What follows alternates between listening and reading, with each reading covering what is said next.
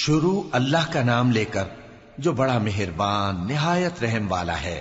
صاد، قسم ہے قرآن کی جو نصیحت سے پر ہے کہ تم حق پر ہو، مگر جو لوگ کافر ہیں وہ غرور اور مخالفت میں پڑے ہیں۔ ہم نے ان سے پہلے بہت سی امتوں کو ہلاک کر دیا تو وہ عذاب کے وقت لگے فریاد کرنے، اور وہ چھٹکارے کا وقت نہیں تھا۔ اور انہوں نے تعجب کیا کہ ان کے پاس انہی میں سے ایک خبردار کرنے والا آیا، اور کافر کہنے لگے کہ یہ تو جادوگر ہے جھوٹا، کیا اس نے اتنے معبودوں کی جگہ ایک ہی معبود قرار دے دیا؟ یہ تو بڑی عجیب بات ہے۔ اور ان میں جو معزز تھے وہ چل کھڑے ہوئے اور بولے کہ چلو اور اپنے معبودوں کی پوجا پر قائم رہو، بے شک یہ ایسی بات ہے جس میں کوئی خاص غرض ہے، یہ بات کسی دوسرے مذہب میں ہم نے کبھی سنی ہی نہیں، یہ تو بالکل گھڑی ہوئی بات ہے۔ کیا ہم سب میں سے اسی پر نصیحت کی کتاب اتری ہے؟ اصل بات یہ ہے کہ یہ لوگ میری نصیحت کی طرف سے شک میں ہیں، بلکہ انہوں نے ابھی میرے عذاب کا مزہ نہیں چکھا۔ کیا ان کے پاس تمہارے پروردگار کی رحمت کے خزانے ہیں جو غالب ہے، سب کچھ عطا کرنے والا ہے؟ یا آسمانوں اور زمین اور جو کچھ ان میں ہے ان سب پر انہی کی حکومت ہے؟ تو چاہیے کہ رسیاں تان کر آسمانوں پر چڑھ جائیں۔ یہاں شکست کھائے ہوئے گروہوں میں سے یہ بھی ایک لشکر ہے۔ ان سے پہلے نوح کی قوم اور عاد اور میخوں والا فرعون بھی جھٹلا چکے ہیں، اور سمود اور لوط کی قوم اور بن کے رہنے والے بھی، یہی وہ شکست خوردہ گروہ ہیں۔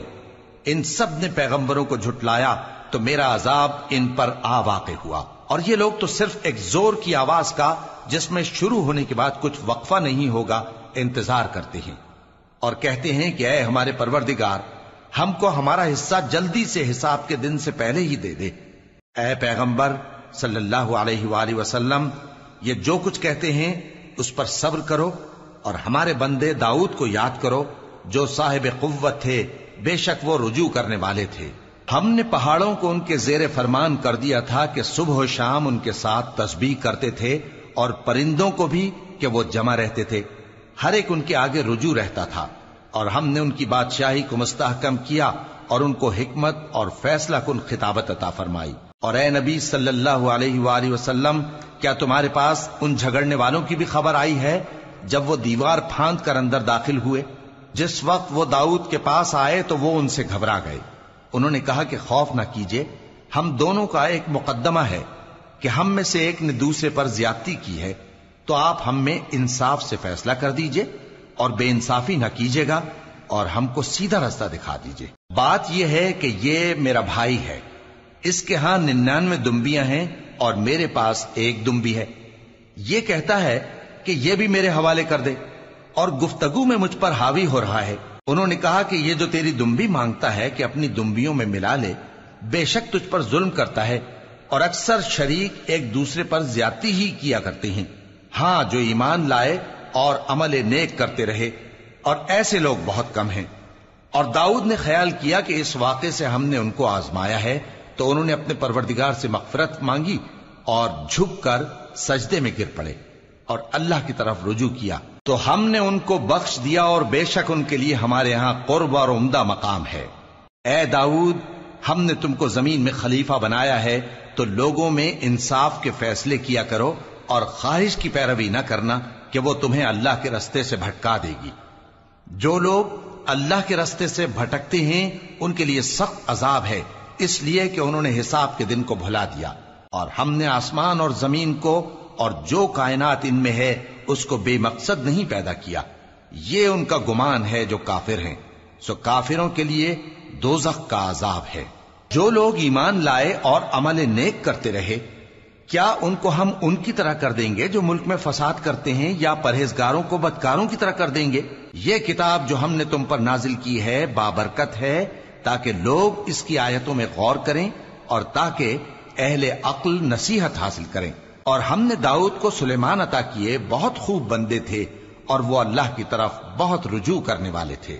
جب ان کے سامنے شام کو اصیل گھوڑے پیش کیے گئے تو کہنے لگے کہ میں نے اپنے پروردگار کی یاد سے غافل ہو کر مال کی محبت اختیار کی، یہاں تک کہ آفتاب پردے میں چھپ گیا۔ بولے کہ ان کو میرے پاس واپس لاؤ۔ پھر ان کی ٹانگوں اور گردنوں پر ہاتھ پھیرنے لگے، اور ہم نے سلیمان کی آزمائش کی اور ان کے تخت پر ایک دھڑ سا ڈال دیا۔ پھر انہوں نے اللہ کی طرف رجوع کیا اور دعا کی کہ اے پروردگار مجھے معاف فرما اور مجھ کو ایسی بادشاہی عطا فرما کہ میرے بعد کسی کو شایع نہ ہو، بے شک تو سب کچھ عطا فرمانے والا ہے۔ پھر ہم نے ہوا کو ان کے زیر فرمان کر دیا کہ جہاں وہ پہنچنا چاہتے ان کے حکم سے نرم نرم چلنے لگتی، اور جنوں کو بھی ان کے زیر فرمان کیا۔ یہ سب عمارتیں بنانے والے اور غوطہ مارنے والے تھے، اور کچھ دوسروں کو بھی جو زنجیروں میں جکڑے ہوئے تھے۔ ہم نے کہا یہ ہماری بخشش ہے، چاہو تو احسان کرو یا رکھ چھوڑو، تم سے کچھ حساب نہیں ہے، اور بے شک ان کے لیے ہمارے ہاں قرب اور عمدہ ٹھکانہ ہے۔ اور ہمارے بندے ایوب کو یاد کرو جب انہوں نے اپنے رب کو پکارا اور کہا کہ شیطان نے مجھ کو ایذا اور تکلیف دے رکھی ہے۔ ہم نے کہا کہ زمین پر لات مارو، دیکھو یہ چشمہ نکل آیا، نہانے کو ٹھنڈا پانی اور پینے کو بھی، اور ہم نے ان کو اہل و عیال اور ان کے ساتھ اتنے ہی اور بخشے۔ یہ ہماری طرف سے رحمت اور عقل والوں کے لیے نصیحت تھی۔ اور ہم نے کہا اپنے ہاتھ میں تنکوں کا ایک مٹھا لو، پھر اس سے مار لو اور قسم نہ توڑو، بے شک ہم نے ان کو ثابت قدم پایا، بہت خوب بندے تھے، بے شک وہ بہت رجوع کرنے والے تھے۔ اور ہمارے بندوں ابراہیم اور اسحاق اور یعقوب کو یاد کرو جو قوت والے اور صاحب نظر تھے۔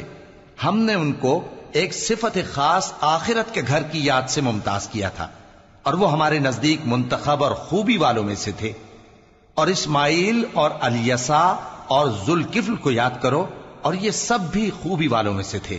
یہ نصیحت ہے اور پرہیزگاروں کے لیے تو عمدہ ٹھکانہ ہے، ہمیشہ رہنے کے باغ جن کے دروازے ان کے لیے کھلے ہوں گے، ان میں تکیے لگائے بیٹھے ہوں گے، اور کھانے پینے کے لیے بہت سے میوے اور مشروبات منگاتے رہیں گے، اور ان کے پاس نیچی نگاہ رکھنے والی اور ہم عمر حوریں ہوں گی۔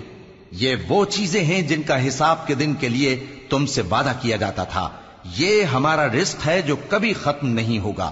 یہ نعمتیں تو فرمانبرداروں کے لیے ہیں، اور سرکشوں کے لیے برا ٹھکانہ ہے، یعنی دوزخ جس میں وہ داخل ہوں گے، اور وہ بری آرام گاہ ہے۔ یہ کھولتا ہوا گرم پانی اور پیپ ہے، اب اس کے مزے چکھیں، اور اسی طرح کے اور بہت سے عذاب ہوں گے۔